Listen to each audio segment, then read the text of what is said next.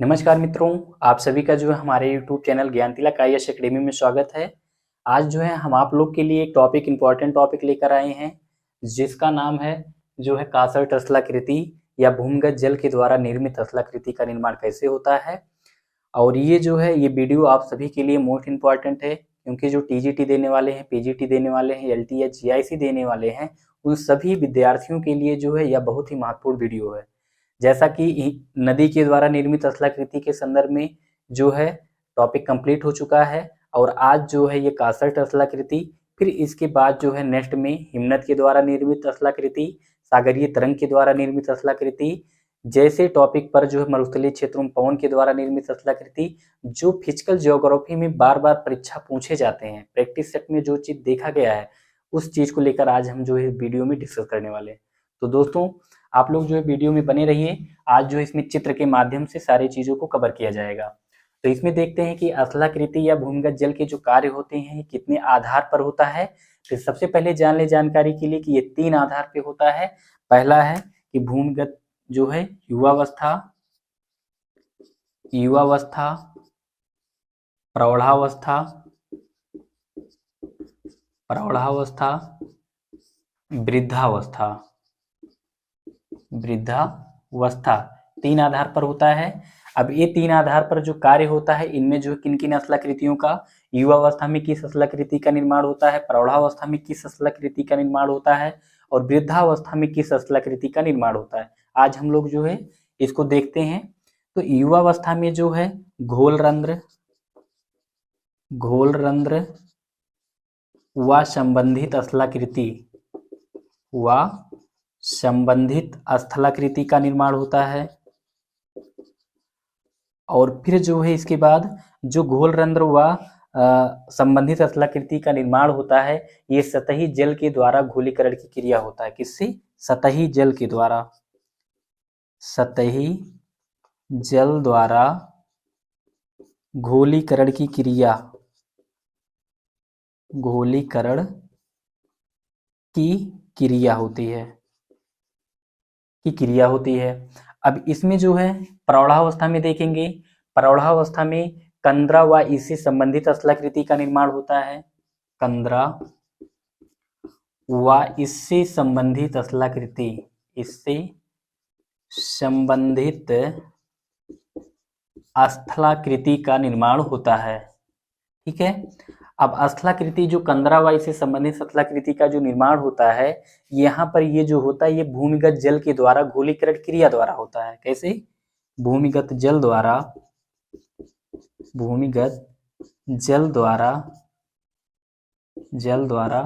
घोलीकरण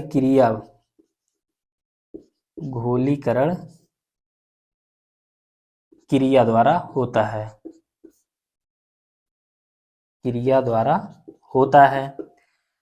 और वृद्धावस्था में देखेंगे तो दोस्तों वृद्धावस्था में जो है यहाँ पर कासर्ट खिड़की का निर्माण होता है। क्या है? कासर्ट खिड़की का निर्माण होता है। और ये जो कासर्ट खिड़की का निर्माण होता है ये भी भूमिगत जल के द्वारा ही होता है। और फिर इसके बाद लास्ट में जो है हमक या हम जो होता है, ये वृद्धावस्था की सबसे अंतिम अवस्था होती है। ठीक है। तो दोस्तों ये अब हम इसमें एक एक करके पढ़ेंगे कि घोल रंध्र व इससे संबंधित स्थलाकृति कौन सी होती हैं, सतही जल के द्वारा घोलीकरण की क्रिया से निर्मित स्थलाकृति कौन सी होती हैं, फिर इसमें एक एक करके हम पढ़ेंगे। तो इसको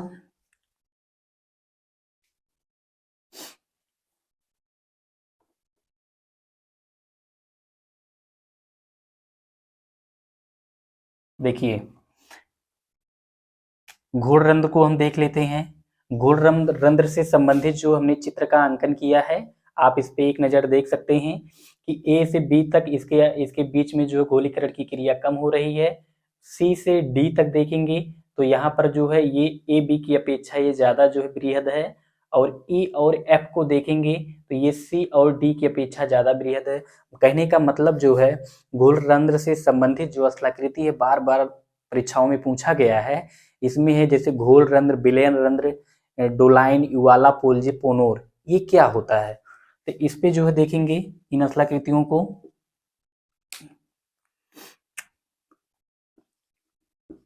घोल रंध्र या इसी को विलयन रंध्र, विलयन रंध्र। और फिर डोलाइन, डोलाइन, युवाला, पोल्जे, पोनोर, पोनोर जैसे असलाकृति का निर्माण होता है। अब घोल रंध्र मतलब घोल रंध्र यहाँ पर क्या है कि जब घोल रंध्र वायु से संबंधित असलाकृति युवावस्था में क्या होता है कि जब अत्यधिक वर्षा होती है और जब जल जो है छिद्र के माध्यम से या दरारों के माध्यम से नीचे की ओर प्रवेश कर जाता है, तो और जो छोटी सी असलाकृति बनती है उस छोटी सी, उसी को क्या कहते हैं, घोल रंध्र या विलयन रंध्र। और ये जो है प्रत्येक शहरों में, प्रत्येक गांव में भी देखा जा सकता है जहां पर चूना पत्थर चट्टाने जैसी दशाएं पाई जाती हैं। डोलाइन क्या होता है? डोलाइन जो होता है कि जब घोल रंध्र ये बृहद स्तर पर घोलीकरण की क्रिया हो जाती है, इसे कुंड, शाकुंड, राजकुंड भी कहा जाता है। यहाँ पर इसका हिंदी है। तो डोलाइन किसे कहा जाता है? जब चूना पत्थर चट्टानी क्षेत्रों में घोलीकरण की क्रिया अधिक होती है तो उससे जो है क्या होता है कि डोलाइन का निर्माण होता है। लेकिन डोलाइन का बृहद रूप जो है युवाला होता है, युवाला का बृहद रूप जो है पोल्जे होता है। ठीक है। और फिर ये पोनोर है, पोनोर जो है ये भी कंदरा से संबंधित स्थलाकृति है। ठीक है। अब इसमें जो है इस चित्र के माध्यम से आप देख सकते हैं कि ए बी का जो आकृति है इसमें जो है ये घोल रंध्र से संबंधित है, और सी और डी के बीच में दूसरी देख सकते हैं तो ये जो है ये डोलाइन है। तीसरा देख सकते हैं कि ये इसका जो बृहद रूप है ये जो है पोल्जे है, युवाला है, फिर ये लास्ट में ये पोल्जे है। तो ये हमारा हुआ। दूसरा इसमें देखेंगे कि सतही जल के द्वारा घोलीकरण क्रिया। अब इसमें प्रश्न इससे भी बना है कि अपरदन से निक्षेपण से, ये सारा चीज किससे हो रहा है? अपरदनात्मक स्थलाकृति, ये सब चीजें हैं। और फिर यहाँ पर देखेंगे सतही जल के द्वारा, सतही जल के द्वारा जो है निर्मित स्थलाकृति देखेंगे तो यहाँ पर जो है आपका आ जाएगा, यहाँ पर आ जाएगा लेपीज, लेपीज, और फिर उसके बाद जो है लेपीज आ जाएगा, और लेपीज के बाद जो है कासर्ट घाटी, कासर्ट घाटी, और फिर बालू का पत्थर, बालू का पत्थर, और फिर इसके बाद जो है बालू का पत्थर, और फिर इसके बाद जो है अंधी घाटी, अंधी घाटी, और लास्ट में है टेरा रोसा, टेरा रोसा, टेरा रोसा। तो ये रहा। अब इससे सतही जल के द्वारा गोलीकरण की क्रिया होती है। तो इसमें जो है सतहीकरण, तो इसमें क्या है, लेपीज क्या होता है? लेपीज, लेपीज के बारे में हम लोग देख लेते हैं। ये चित्र जो है लेपीज का है। लेपीज जो होता है ये जो है चूना पत्थर चट्टानी क्षेत्रों में जब अत्यधिक वर्षा होती है और जो है अत्यधिक वर्षा के कारण जो है जो उबड़ खाबड़ स्थलाकृति बन जाती है तो उसी को क्या कहते हैं? लेपीज। ये हमारा क्या है? चूना पत्थर चट्टानी क्षेत्र है। अत्यधिक वर्षा के कारण इसकी आकृति जो है उबड़ खाबड़ बन गई है, तो इससे निर्मित स्थलाकृति को क्या कहते हैं? लेपीज कहते हैं। और लेपीज का जो शिखर होता है उसे पनैकल्स कहते हैं। क्या कहते हैं? पनैकल्स या शिखिका पनैकल्स कहा जाता है। लेकिन मित्रों इसे जो लेपीज होता है, लेपीज जो होता है उनके दो शिखरों के बीच, एक शिखर ये एक शिखर ये, इसके बीच का ये जो भाग है, ये बीच का जो भाग है इसी को बिदर कहा जाता है। हमने यहाँ पर मेंशन किया है। तो शिखर, दो शिखरों के बीच की जो भाग होता है उसे बिदर कहा जाता है। ये, और इस लेपीज को जो है अलग अलग देशों में अलग अलग नामों से जाना जाता है। जैसे इंग्लैंड में जो है इसे जो है क्लेंटन कहा जाता है, क्लेंटस। और फिर जो है वहाँ पर जर्मनी में जो है, जर्मनी में इसे कारेन भी कहा जाता है। तो यहाँ पर जो हम देखेंगे लेपीज को, इंग्लैंड में क्लिंटस, और फिर जर्मनी में कारेन कहा जाता है, या इंग्लिश में इसे कैरेन भी कहते हैं, ठीक है, और कैरेन भी कहते हैं। और इसके बाद जो है, ये तो हमारा लैपिज स्पष्ट हो गया, कोई दिक्कत नहीं, कि चूना पत्थर चट्टानी क्षेत्रों में अत्यधिक वर्षा के कारण जो है, जब वहाँ की स्थलाकृति जो है उबड़ खाबड़ बन जाती है, तो क्या होता है कि जो है यहाँ पर लैपिज का निर्माण होता है, या घोलीकरण की क्रिया द्वारा। क्योंकि यहाँ पर हमेशा हर जगह शब्द यही यूज करेंगे, सतही जल के घोलीकरण की क्रिया द्वारा निर्मित स्थलाकृति जो बनती है उसी को क्या कहा जाता है, लैपिज। अब देखेंगे यहाँ पर मेंशन किया गया है कासर्ट घाटी या बालू का पत्थर क्या होता है। कासर्ट घाटी या बालू का पत्थर हमारा दूसरा पॉइंट है, कासर्ट घाटी क्या है या फिर बालू का पत्थर। तो दोस्तों इसमें जो है यहाँ पर ऐसा सिचुएशन बन जाता है कि चूना पत्थर चट्टानी क्षेत्रों में, चूना पत्थर मान लेते हैं पूरा चूना पत्थर चट्टानी क्षेत्र है, ऊपर का भाग ये कठोर है, ये भाग कठोर है, नीचे का भाग मुलायम है। तो एक कंडीशन ऐसा आ जाता है कि कठोर चट्टान, मतलब ये बालू की चट्टान है, ये बालू की चट्टान है, और फिर जो है नीचे जो है ये किसका है, ये चूना पत्थर है, चूना पत्थर है। तो यहाँ पर सिचुएशन ऐसा बन जाता है कि जो है जब चूना पत्थर चट्टानी क्षेत्रों में बालू की चट्टान के नीचे चूना की चट्टानें जो है दबी होती हैं, तो जो चूना की चट्टानें होती हैं इसका अपरदन अधिक होता है, और जो बालू की चट्टानें होती हैं इसका अपरदन कम होता है। तो मान लेते हैं कि इसका अपरदन इतना हुआ और इसका अपरदन जो है नीचे पूरा चूने की चट्टान घुल गई। तो ऐसी दशाओं में जो घाटी का निर्माण होता है इसी को ही कासर्ट घाटी कहा जाता है। मान लेते हैं कि बालू की चट्टानों का जो है अपरदन कम हुआ, और फिर जो है जो कठोर चट्टानें होती हैं वो शेष भाग खड़ी की खड़ी ऐसे रह जाती हैं, और फिर नीचे का जो चूना पत्थर होता है ये पूर्ण रूप से जो है घुलित हो जाता है, घुल जाता है, और फिर इससे ऐसी दशा में जो है यहाँ पर ऐसी आकृति नुमा बन जाती है। इसी को कासर्ट घाटी या कासर्ट घाटी कहा जाता है। ये चीज, दूसरा चीज जो है हम लोग देखेंगे, ये तो कासर्ट घाटी बालू का पत्थर हो गया। अब बालू का पत्थर में यहाँ पर भी दो प्रकार के पत्थर पाए जाएंगे, एक जो है कठोर चट्टान पाए जाएंगे और एक मुलायम चट्टाने। तो यहाँ पर कह सकते हैं कि चूना पत्थर चट्टानी क्षेत्रों में जो है कठोर और मुलायम दोनों प्रकार की चट्टानें पाई जाती हैं, और यहाँ पर जो है कठोर चट्टानों का अपरदन कम और मुलायम चट्टानों का अपरदन अधिक होता है, जिसके कारण जो है यहाँ पर निम्न प्रकार की स्थलाकृति बनती है। तो यही कासर्ट घाटी जैसी स्थलाकृति यहाँ पर भी बनेंगे। अंधी घाटी क्या होता है, अंधी घाटी हम लोग जो है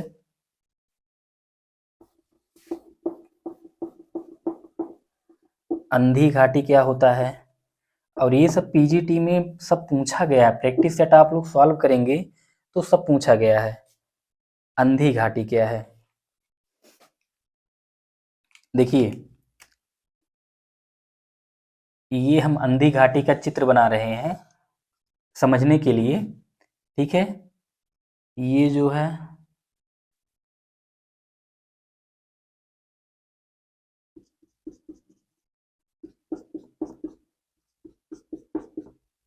ये कठोर चट्टानें हैं, मुलायम चट्टानें हैं। तो दोस्तों यहाँ पर बताने का तात्पर्य यहाँ पे ये है कि ये नदी है और ये जो है ये सिंक होल है, घोल रंध्र है, घोल रंध्र, ठीक है। देखिए अंधी घाटी उसे कहा जाता है, देखिए जब कोई नदी प्रवाहित होती है, जब कोई नदी प्रवाहित होती है, जैसे मान लेते हैं चूना चट्टानी क्षेत्रों में जो है चूना पत्थर चट्टानी क्षेत्र जो होता है, तो वहां पर जो है कह सकते हैं को भाभर जैसे वहां पर दशाएं पाई जाती हैं चूना पत्थर चट्टानी क्षेत्रों में। तो वहां पर क्या होता है कि अगर यहाँ से कोई नदी निकलती है, यहाँ से कोई नदी निकलती है और वहां पर भाभर अधिक होता है, उसके बीच में स्पेस होता है, तो जल जो होता है ये भूमिगत हो जाता है, नीचे की तरफ भूमिगत हो जाता है। तो जब नदी का जल नीचे की तरफ भूमिगत हो जाता है और आगे नदी की जो घाटी होती है ये सूख जाती है, जब ये सूख जाती है तो इसी को ही जो है क्या कहा जाता है, अंधी घाटी कहा जाता है।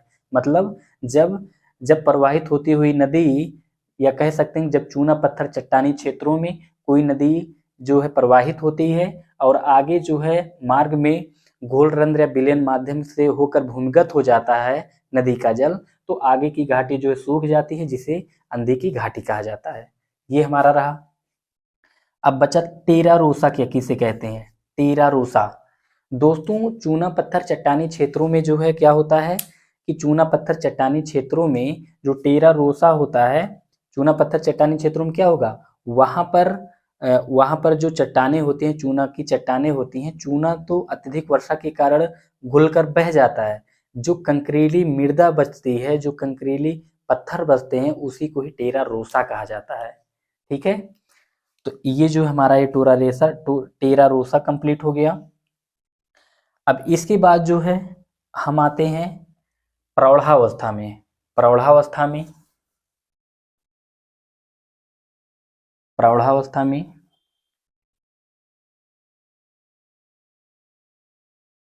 अगर आप लोग को वीडियो अच्छी लगी तो वीडियो को आप लोग लाइक करें, और अगर नए हो तो चैनल को जो है सपोर्ट करें। मित्रों, आप लोग जो है हमारे यूट्यूब चैनल का मेंबरशिप भी ले सकते हैं ज्वाइन बटन के माध्यम से, या जो है थैंक्स ऐप के माध्यम से, जो है थैंक के माध्यम से आप जो है सपोर्ट भी कर सकते हैं। तो अब इसमें हम लोग देखेंगे कि युवावस्था में क्या है।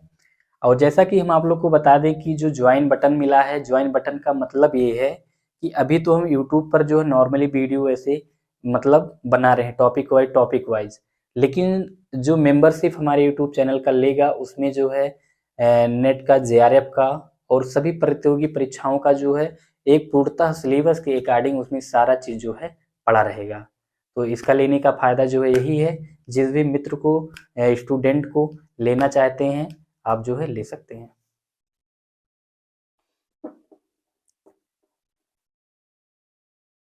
अब इसमें देखेंगे प्रौढ़ावस्था। तो प्रौढ़ावस्था में हमने बताया था कंदरा व इससे संबंधित स्थलाकृति, ठीक है। और इसमें जो है भूमिगत जल के द्वारा जो है गोलीकरण की क्रिया होती है, भूमिगत जल द्वारा। अब ये तो भूमिगत जल के द्वारा घोलीकरण होता है। देखिए, प्रश्न ये पूछा गया है कि जैसे हमने जो अभी हमने जो बताया कि युवावस्था में जो हमने बताया कि जो है यहाँ पर घोल रंग विलयन रंग दो लाइन वाला पोलजी क्या है, अपवर्तनात्मक है कि निक्षेपणात्मक है, इस प्रकार प्रश्न पूछ लेता है। फिर जो है सतह पर निर्मित घोलीकरण की क्रिया द्वारा लैपीज क्या है, बालू का पत्थर, कासरट घाटी, अंधी घाटी, टेरा रोसा, ये कैसे हैं, ये सब जो है अपवर्तनात्मक हैं। और फिर इसके बाद घोलीकरण इसमें देखेंगे प्रौढ़ावस्था में। तो यहाँ पर एक चित्र हम जो है बनाएंगे, चित्र के माध्यम से इसको हम समझते हैं।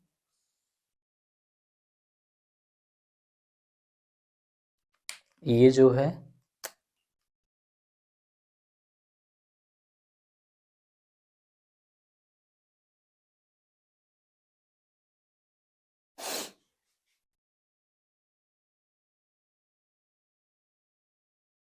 है इसको कंदरा मान लेते हैं, कंदरा, ये कंदरा है, ठीक है। और कंदरा यहाँ पर इसको हम लिख दे रहे हैं कंदरा, और ये उसकी छत है, ये क्या है, कंदरा की ये छत है। और इसके बाद जो है, और यहाँ पर ये जो लंबवत नुमा लटका हुआ है, इसे स्टेलैक्टाइट कहा जाता है। क्या कहा जाता है?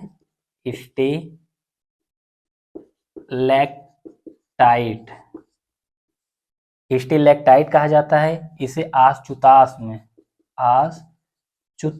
में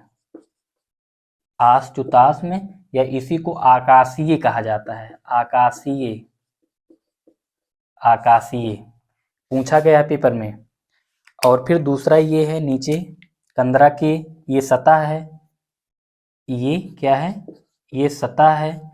सतह पर ये जो बन रहा है ऐसे ऐसे, इसी को स्टेलैग्माइट कहा जाता है।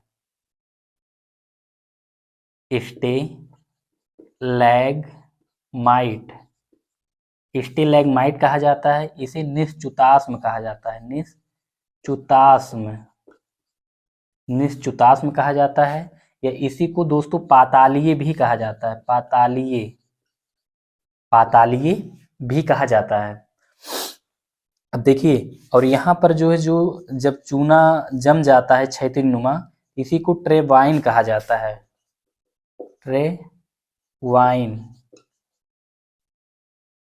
ट्रेवाइन कहा जाता है। और इसमें जो है ट्रेवाइन कहा जाता है, और इसी को जो है जब कंदरा की छत और कंदरा का जो सतह है नीचे से, ये दोनों जुड़ जाते हैं, मतलब कह सकते हैं कि स्टेलैक्टाइट और स्टेलैगमाइट ये दोनों आपस में जुड़ जाते हैं, तो इसी को कंदरा स्तंभ कहा जाता है, कंदरा स्तंभ, इसे क्या कहते हैं, कंदरा स्तंभ। अब देखिए, इसमें हमको यही चीज करना है कि जो है चूना पत्थर चट्टानी क्षेत्रों में क्या होता है कि भूमिगत जल के द्वारा घोलीकरण की क्रिया होती है, इससे जो है यहाँ पर कंदरा का निर्माण होता है। तो ये हो गया। अब जो कंदरा की छत है, जब कंदरा की छत से बूंदें टपक टपक कर नीचे की ओर आती हैं, तो उसके साथ कुछ अवसाद भी आते हैं। तो जो अवसाद आते हैं तो वो लंबवत नुमा जो है ऊर्ध्वाधर दिशा में लटक जाते हैं, तो इसी को स्टेलैगमाइट कहा जाता है, स्टेलैक्टाइट कहा जाता है, इसी को हिंदी में आश्चुताश्म या आकाशीय भी कहा जाता है। और दूसरा चीज है कि ये कंदरा का क्या है, ये सतह है, और यहाँ पर जो है, यहाँ पर जब नीचे से जो है जल ऊपर की तरफ जो है घुलीकरण की क्रिया होती है, तो यहाँ पर कुछ अवसाद जो है ऊपर की तरफ उठते हैं, तो यहाँ पर इसे क्या कहते हैं, स्टेलैगमाइट कहा जाता है, इसी को निश्चुताश्म कहा जाता है, और इसी को पातालीय भी कहा जाता है। लेकिन जब स्टेलैगमाइट और स्टेलैक्टाइट ये दोनों आपस में जुड़ जाते हैं, तो इसी को कंदरा स्तंभ कहा जाता है। तो ये जो है, ये हमारा क्या रहा कि जो है ये हो गया, भूमिगत जल के द्वारा घुलीकरण की क्रिया द्वारा इसका निर्माण होता है। अब देखिए, अब अगर इसमें प्रश्न पूछ लेता है कि जो स्टेलैक्टाइट है, स्टेलैगमाइट है, और फिर जो है ये जो कंदरा छत है, इन सभी का निर्माण कैसे हो रहा है, तो यहाँ पर हम कह सकते हैं हाँ, अब ये जो निक्षेपात्मक स्थलाकृति है। क्यों? क्योंकि यहाँ पर कंदरा का छत जो है नीचे की तरफ बारिश की वजह से लटक रहा है, और यहाँ पर जो है फिर गोलीकरण की क्रिया द्वारा यहाँ पर हो रहा है, ये है। अब फिर इसके बाद हमारा है कि वृद्धावस्था में कासट खिड़की। देखिए मित्रों, यहाँ पर देखिए, यहाँ पर क्या होता है, मान लेते हैं ये क्या है, ये कंदरा की छत है, ठीक है, ये क्या है, कंदरा की छत है, और इसका बोल रहा है कि कासट खिड़की का निर्माण कैसे होता है वृद्धावस्था में, या हम क्या होता है। तो यहाँ पर ये कहा गया कि भूमिगत जल के द्वारा जब घुलीकरण की क्रिया अत्यधिक होती है, तो यहाँ पर क्या होता है कि कंदरा का छत जो होता है, तो यहाँ पर ये क्या होता है कि कंदरा की छत जो है टूट जाती है, और किनारे का जो भाग रहता है ये खड़ा रह जाता है। तो इससे क्या होता है कि ये जो बीच का ये भाग इतना ओपन हो गया, इसी को कासट खिड़की कहा जाता है। मतलब क्या है कि जब भूमिगत जल के द्वारा गोलीकरण की क्रिया अत्यधिक होती है, जिसके कारण कंदरा की जो छत होती है वो ढह जाती है, मतलब गिर जाती है, तो इससे जो बीच में ये बीच का भाग ओपन हो जाता है, इसी को कासट खिड़की कहा जाता है। अब हम कैसे बनता है, हम जो होता है कि जो ये किनारे का भाग शेष खड़ा रहता है, इसी को ही जो है हम कहते हैं। हम जो होता है ये वृद्धावस्था का जो है अंतिम लक्षण माना जाता है। तो मित्रों, उम्मीद करते हैं कि आप लोग को वीडियो जो है अच्छी लगी होगी। अगर अच्छी लगी होगी तो वीडियो को आप लोग लाइक जरूर करिएगा, और नए होंगे तो चैनल को भी सब्सक्राइब करिएगा, और अगर आपके दोस्त यार भी होंगे तो उनके साथ भी शेयर करिएगा। धन्यवाद।